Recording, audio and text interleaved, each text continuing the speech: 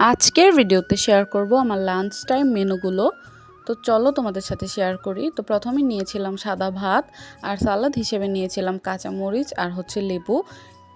তো প্রথমে নিয়েছিলাম এখানে পটল ভাজা, আর গরম ভাতের সাথে এরকম মচমচা পটল ভাজা আমার খেতে অনেক বেশি ভালো লাগে। একটু পোড়া পোড়া হয়ে গিয়েছিল ভাজার সময়, আর এটা খেতে অনেক বেশি ভালো লাগে আমার কাছে। তো প্রথমে আমি পটল ভাজা দিয়ে মেখে খাচ্ছিলাম, আর একটু একটু করে কাঁচামরিচ ভেঙে খাচ্ছিলাম। আসলে ভেঙে না, কামড় দিয়েই খাচ্ছিলাম। তো এই যে তারপরে আমি আরেকটা পটল ভাজা দিয়ে ভাতটাকে মেখে নিচ্ছিলাম। আমার কাছে খাওয়ার শুরুতে এরকম ভাজি হলে বেশ ভালো লাগে। ভাজি ভর্তা দিয়ে আসলে খাওয়া শুরু করতে ভালো লাগে। তো পটল ভাজা কার কার পছন্দ অবশ্যই কমেন্ট করে জানাবেন। আর এই পটল ভাজাটা আমার এত মজা লেগেছে যে তারপর আমি আবার আরেকটা পটল ভাজা নিয়েছি। অলরেডি দুইটা খেয়ে তারপর আরেকটা নিয়েছি ভাতের সাথে মেখে। এরকম করে খেতে বেশ ভালো লাগে। আর একটু একটু করে কাঁচামরিচ কামড় দিয়ে খাওয়ার সময় অনেক বেশি মজা লাগতেছিল।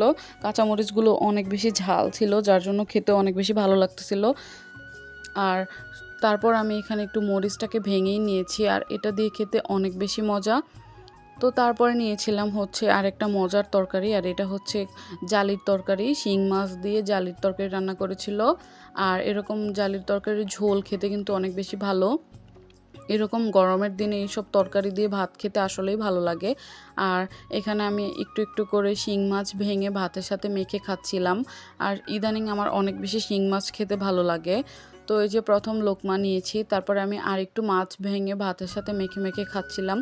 তো আমার ভিডিও আপনারা কে কে দেখেন অবশ্যই কিন্তু কমেন্ট করে জানাবেন। আর আমার ভিডিও আপনাদের কাছে কার কার ভালো লাগে সেটাও কমেন্ট করে জানাবেন। আর চ্যানেলটা কিন্তু অবশ্যই সাবস্ক্রাইব করে দিবেন গাইস। তো তারপরে এই যে ভালো করে ভাতটাকে মেখে মাছ ভেঙে ভেঙে খেতে বেশ মজাই লাগতেছিল। আর জালির তরকারিটাতে আরেকটু ঝাল হলে মনে হয় বেশি ভালো লাগতো। আর এই সব তরকারি এরকম সাদা সাদা করেই খায়।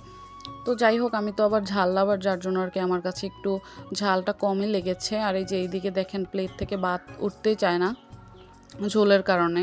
তো তারপর আরেকটু ভাত বেঁচে গিয়েছিল, আর এখানে নিয়েছিলাম গরুর মাংসের ঝোল তরকারি। গরুর মাংস আলু দিয়ে একটা ঝোল রান্না করেছিল। আর এখানে আমি হাড় চর্বি সলিড মাংস সবই নিয়েছিলাম। আর মাংসটা অনেক ভালোভাবে কুক হয়েছে, আর মাংসের কালারটাও আজকে দারুণ ছিল। তো এখানে প্রথমে আমি মাংসটা ভেঙে নিয়েছি, আর একটু একটু করে লেবু চিপড়ে খাবো। আর আমার কাছে মাংস দিয়ে লেবু দিয়ে খেতে অনেক বেশি ভালো লাগে। লেবুর স্মেলটা আসলে অনেক বেশি ভালো লাগে। তো কাঁচামরিচ অনেক বেশি জাল ছিল, তাই এটাকে প্লেটের সাইডেই রেখে দিয়েছি, তবে এটা খাবো। তো এখানে একটু আলু মেল্ট করে নিচ্ছিলাম। আর এই যে এখান থেকে মাংসগুলো বেশ ভালোভাবে কুক হয়ে গিয়েছে, ধরা মাত্রই খুলে যাচ্ছিল। আর আমার কাছে কিন্তু গরুর মাংসের তরকারি অনেক বেশি ভালো লাগে। আর এই যে কাঁচামরিচ খাওয়া শুরু করেছি। আসলে আমার কাছে আলু মেল্ট করে গরুর মাংস দিয়ে লেবু দিয়ে খেতে ভালো লাগে। সবসময় আসলে ভুনা ভালো লাগে না, যার জন্য মাঝে মাঝে এরকম ঝোল খেতেও ভালো লাগে। আর এটা ছিল একটা চর্বি, আর এই চর্বিটা খেতে অনেক বেশি মজা ছিল। আসলে আমি দেখেই নিয়েছি এই চর্বিটা। আমার কাছে এরকম মাংসের সাথে চর্বি খেতেও অনেক বেশি ভালো লাগে। আর এই যে দেখেন আজকে বারবার প্লেট থেকে ভাত হাত থেকে আর কি পড়ে যাচ্ছে লোকমা থেকে। তো তারপর এই যে দেখেন এই হাড়টা থেকেও মাংসটা কত সুন্দরভাবে খুলে আসতেছিল। মাংসটা আজকে অনেক ভালোভাবে কুক হয়েছে। আর এই যে এই পিসটা খেতে অনেক বেশি মজা লাগে মাংসের। তো আজকের ভিডিওটা আপনাদের কাছে কেমন লাগলো অবশ্যই কমেন্টে জানাবেন। আল্লাহ হাফেজ।